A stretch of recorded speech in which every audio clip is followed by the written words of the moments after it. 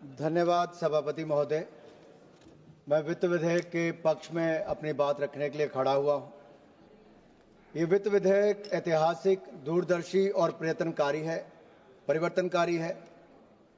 ये केवल कराधान के बारे में नहीं, ये राष्ट्र निर्माण के बारे में है। ये केवल आर्थिक नीति के बारे में नहीं, आर्थिक स्वतंत्रता के बारे में है।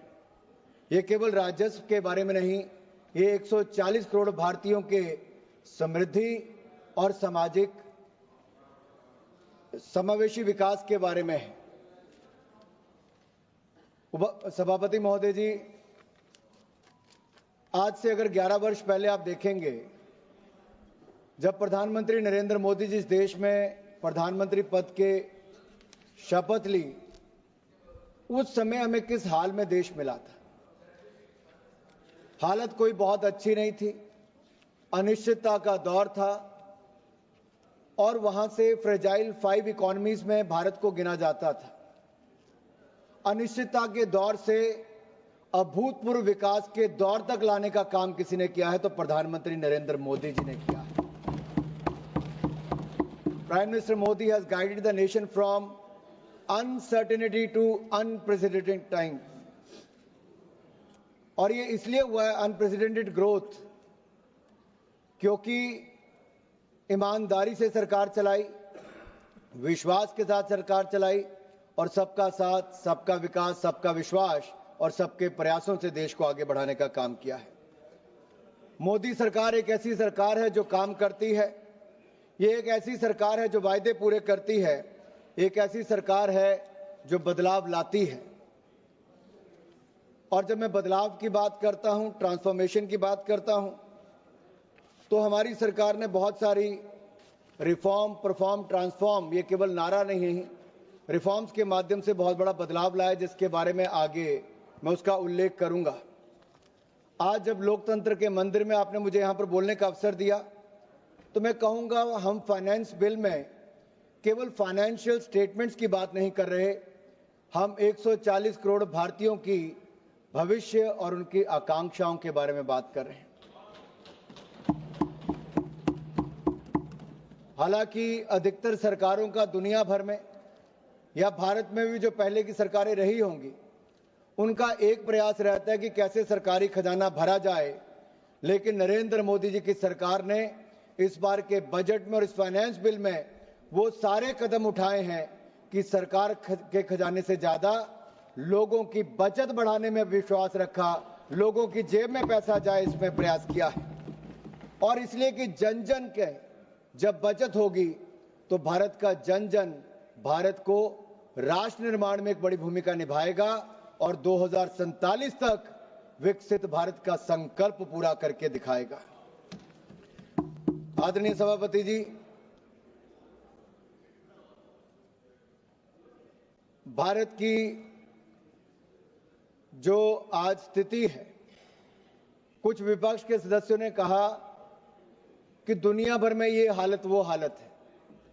मैं इतना ही कहूंगा अपने विपक्ष के सदस्यों को, आज पूरी दुनिया एक उम्मीद के साथ भारत की ओर देख रही है और दुनिया की बड़ी अर्थव्यवस्थाओं में सबसे तेजी से बढ़ने वाली अर्थव्यवस्था आज भी भारत है और अगले 1 दशक तक भारत ही रहने वाला है। और शायद इसीलिए आप लोग एक प्रश्न खड़ा करते थे कि क्या मिडिल क्लास के ऊपर भरोसा करना चाहिए, क्या टैक्स पर कर राहत देनी चाहिए। मैं इतना ही कहूंगा, ईमानदार करदाताओं के ऊपर एक बार नहीं, बार बार नरेंद्र मोदी जी की सरकार ने विश्वास किया है और इस बार तो 12 लाख पर जीरो टैक्स किया है। कोई टैक्स नहीं देना पड़ता, ये भी नरेंद्र मोदी जी की सरकार ने किया। और जो सरकारी कर्मचारी हैं उनको तो 12,75,000 तक कोई टैक्स नहीं है। और ये जहां देश के अन्य वर्गों को आगे बढ़ने का अवसर मिलेगा, वहीं पर मध्यम वर्ग को भी और उनके अनथक प्रयासों से राष्ट्र निर्माण में उनकी एक बड़ी भूमिका होगी।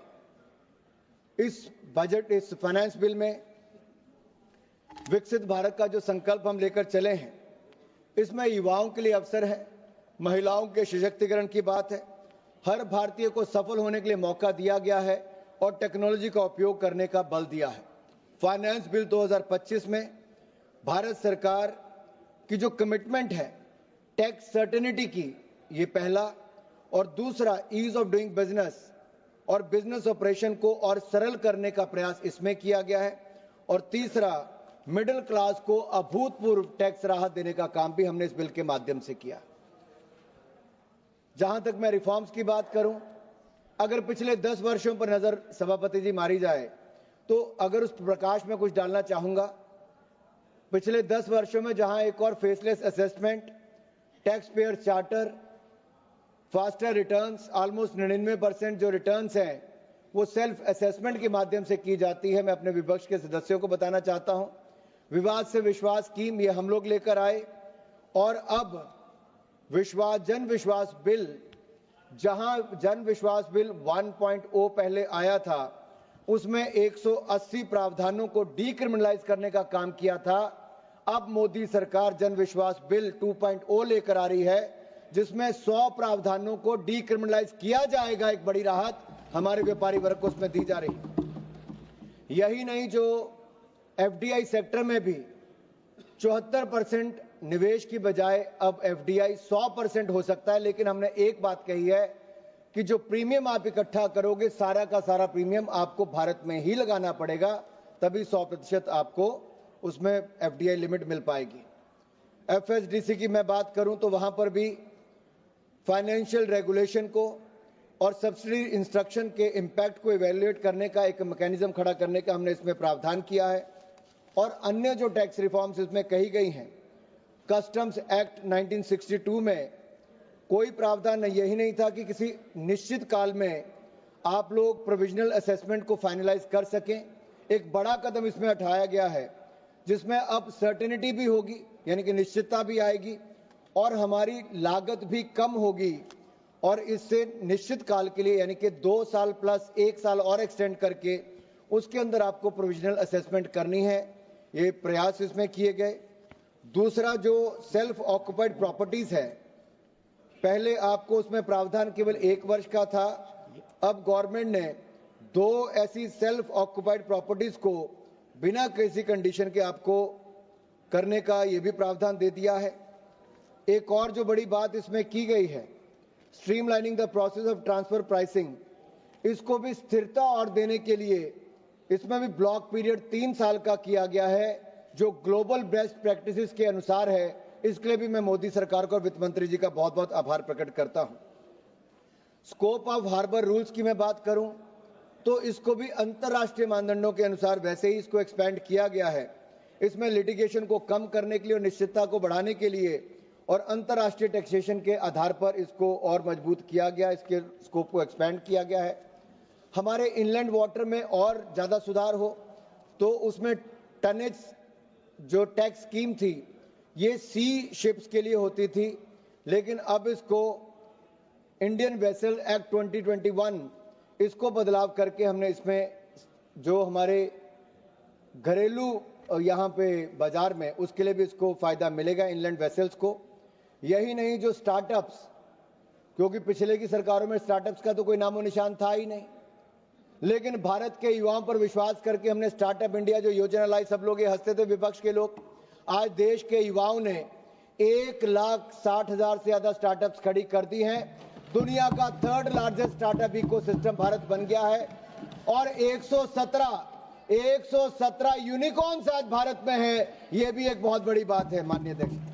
हमने 5 साल इसकी अवधि को बढ़ा दिया है इनकॉर्पोरेशन करने के लिए, 2030 तक इसकी समय सीमा को हमने बढ़ा दिया है।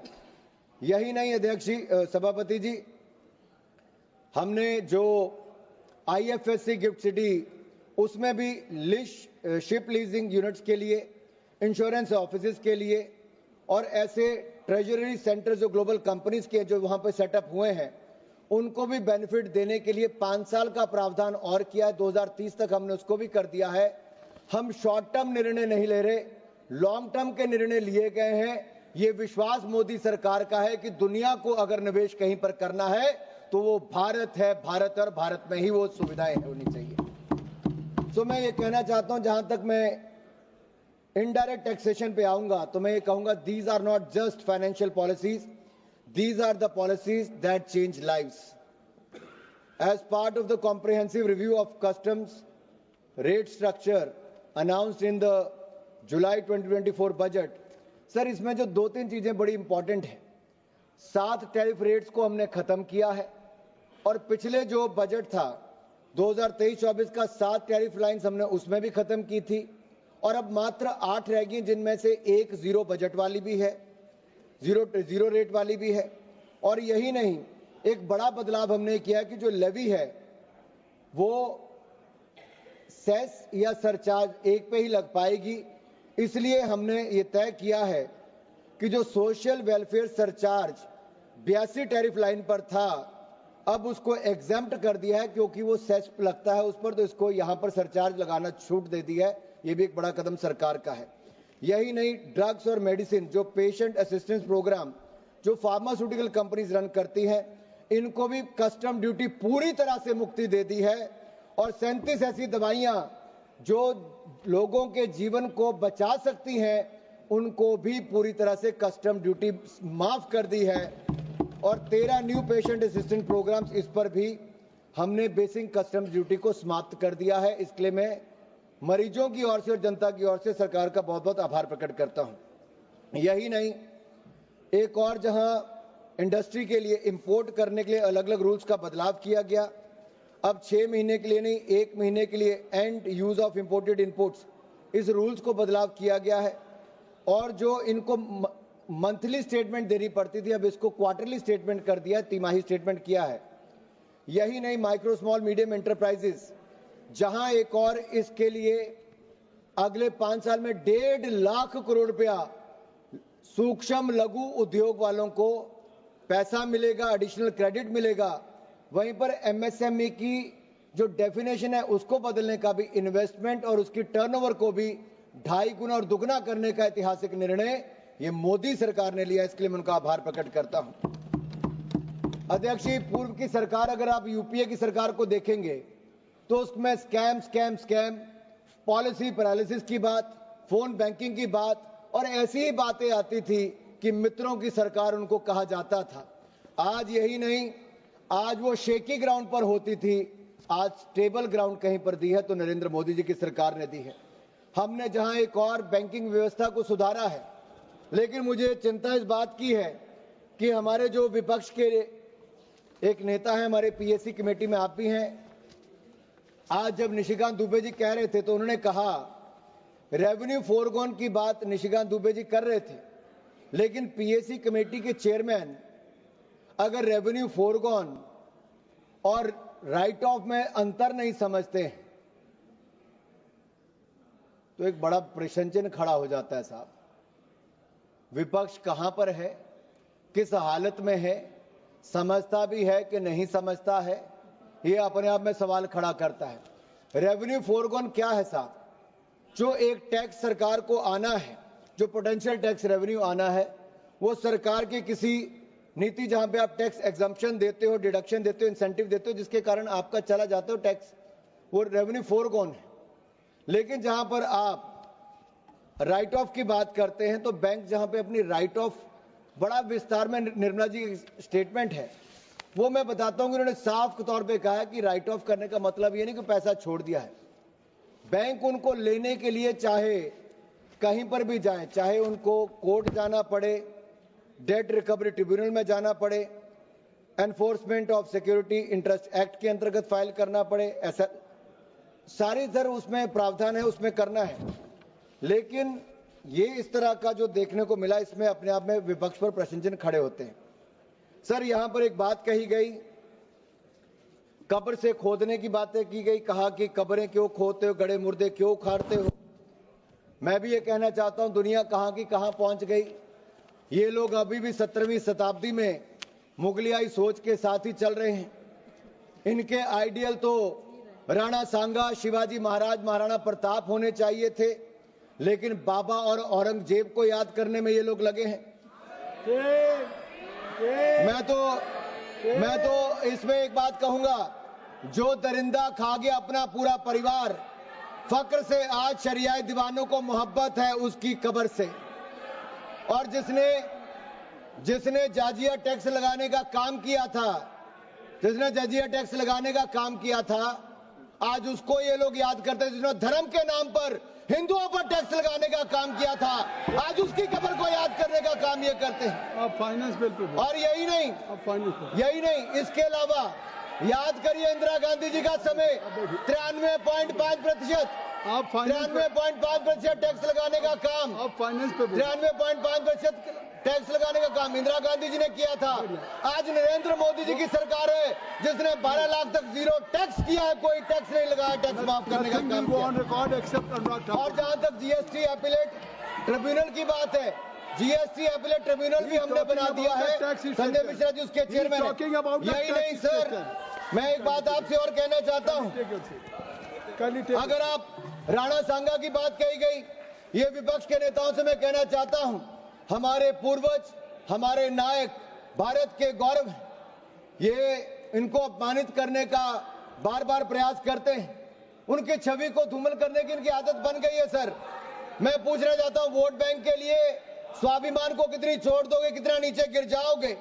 मैं कहूंगा वीर कभी मरते नहीं, वो सदा जिंदा रहते हैं, कभी दिलों में कभी इतिहास में अमर रहते हैं। साहस इतना था शूरवीर राणा सांगा में, भर भर देश के दुश्मन कांपते थे थर थर।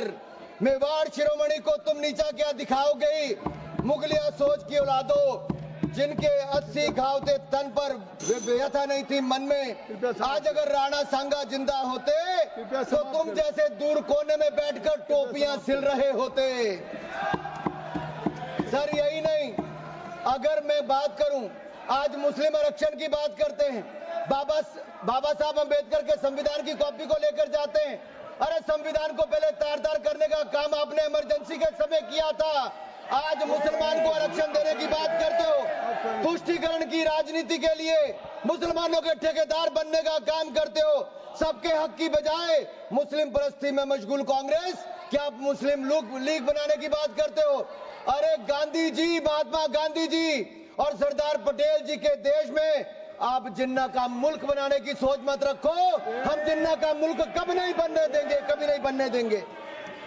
माननीय अध्यक्ष जी, माननीय सभापति जी, ये बात करते थे जॉब क्रिएशन की। आप फाइनेंस बिल। माननीय सभापति जी, ये जॉब क्रिएशन की बात करते थे। मैं कहना चाहता हूं, हमने पिछले साल ही 4.6 करोड़ नई जॉब्स, नया रोजगार अगर हुआ है तो इस देश में नरेंद्र मोदी जी की सरकार हमारे प्रयासों कर। स्टार्टअप्स भी 1,60,000 तक हो गए। यही नहीं, कोविड के बाद भी उससे लड़ने, उससे निकालकर हमने मॉनिटोरियम पीरियड भी दिया। 4 लाख करोड़ रुपया बैंकों के माध्यम से देश के काम करने वाले व्यापारियों को नरेंद्र मोदी जी की गारंटी पर 20% एडिशनल वर्किंग कैपिटल हमारी सरकार ने दिया था। आपके समय 12 में से 11 बैंक पीसीए फ्रेमवर्क में थे। देश की जनता का पैसा लगा, बैंक डूब जाते, लेकिन नरेंद्र मोदी जी की सरकार आने के बाद 12 के 12 बैंक आज मुनाफे में, मजबूत स्थिति में है। यही नहीं, ईज ऑफ डूइंग बिजनेस में हमने लगातार प्रयास किया। 709 बिलियन डॉलर आज एफडीआई हमारे देश में आई है। जहां तक आप किसानों की बात करते हो, 3,60,000 करोड़ रुपया पीएम किसान सम्मान निधि के माध्यम से हमने किसानों को देने का काम किया है। हमने किसानों को बैंकिंग सेक्टर के माध्यम से, जहां 2013-14 में 7,30,000 करोड़ मिला था, आज उससे बढ़ाकर 25,48,000 करोड़ रुपया किसानों को देने का काम मोदी सरकार ने किया है। यही नहीं, सबका साथ सबका विकास क्या होता है। 2014 में 8 एम्स थे, आज 24 एम्स है। 380 मेडिकल कॉलेज थे, आज 706 मेडिकल कॉलेज है। दुगने से ज्यादा मेडिकल की सीटें हो गई। अगले 5 साल में 75,000 एमबीबीएस की सीटें और जोड़ दी जाएंगी। हम करने जा रहे 10,000 एमबीबीएस की सीटें इस साल करेंगे। यही नहीं, 708 यूनिवर्सिटी थी, आज 1150 यूनिवर्सिटीज हो गई। 96,000 किलोमीटर नेशनल हाईवे थे, आज 1,60,000 किलोमीटर हो गए। 74 एयरपोर्ट थे, आज 160। समाप्त करें मेरे सर 5 मिनट और बचे सर मेरे अभी। नहीं। सर मेरा 5:34 तक समय सर मेरा। आप नहीं सर, यही नहीं सर, ट्रिपल आईटी सर 9 से बढ़कर 25 हो गए। और सर हमने इसमें भी प्रावधान किया है कि अब आईआईटी में 5 आईटी में 6500 सीटों को और बढ़ाने का काम हम इसी साल इसी बजट में करने का प्रावधान कर रहे हैं सर। यही नहीं सर, हमने जो जन औषधि केंद्र है, आपके समय मात्र 80 जन औषधि केंद्र थे, आज 15,000 जन औषधि केंद्र हो गए। और पीएम जन आरोग्य योजना के माध्यम से भी आज करोड़ों रुपए बचाने का काम आम जनमानस का हुआ, सस्ती दवाई देने का काम भी हुआ, मुफ्त इलाज करवाने का काम भी आज आयुष्मान भारत के अंदर हुआ तो नरेंद्र मोदी की सरकार के कारण हुआ है। यही नहीं sir, production link incentive scheme हमने निर्भरता, चाहे इलेक्ट्रॉनिक गुड्स हो या फार्मास्यूटिकल की बात हो, सर आप इसमें देखिए आज से 7 साल पहले देश में मोबाइल फोन बाहर से आता था, लेकिन पीएलआई स्कीम आने के बाद आज 1500 करोड़ रुपए का एक्सपोर्ट नहीं, 1.5 लाख करोड़ रुपया निर्यात हमने मोबाइल फोन का किया है। और अब तो सेमीकंडक्टर चिप्स यहाँ पे बननी शुरू हो जाएंगी। दुनिया का कोई देश ऐसा नहीं होगा जहां पर आने वाले समय में सेमीकंडक्टर और चिप्स भारत की नहीं होगी, मेक इन इंडिया का बना हुआ जाएगा। यही नहीं सर, असम में भी दिलीप भाई ने यहाँ पे बैठे हैं, साइकिया जी, इन्होंने कहा यही नहीं सर, भ्रष्टाचार और निकम्मेपन के कारण आपकी सरकारों के समय अर्थव्यवस्था जरा नीचे जा रही थी, लेकिन आज हम पारदर्शिता भी लाए, जवाबदेही भी लेकर आए हैं। विकास पारदर्शिता के कारण हम दिखवा लेंगे समावेशी विकास की ओर हम देश को आगे लेके जा रहे हैं। सर यही नहीं, मैं आपसे 2-3 बातें और कहना चाहता हूं। अब समाप्त करें। आज हम प्रधानमंत्री नरेंद्र मोदी जी के नेतृत्व में कह सकते हैं, भारत भविष्य का इंतजार नहीं करेगा, बल्कि भविष्य भारत का इंतजार कर रहा होगा। सर मैं ये कहूंगा, आज हम सब लोग सत्ता पक्ष के हो विपक्ष के हो, इस वित्त विधेयक को पूरे विश्वास, पूरी प्रतिबद्धता और पूरे विश्वास के साथ, धन्यवाद, विकसित भारत, सुरक्षित भारत, समृद्ध भारत, संपन्न भारत बनाने की ओर आगे लेकर जाएं। हम सब इकट्ठे मिलकर एक ऐसा भारत बनाएं। ऐसा ही मेरा आप सबसे निवेदन रहेगा।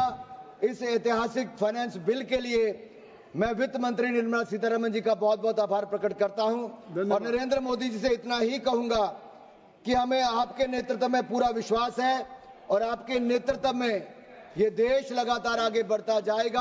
हम सब मिलकर 2047 से पहले विकसित भारत बनाएंगे। We will not sit till we make India विकसित।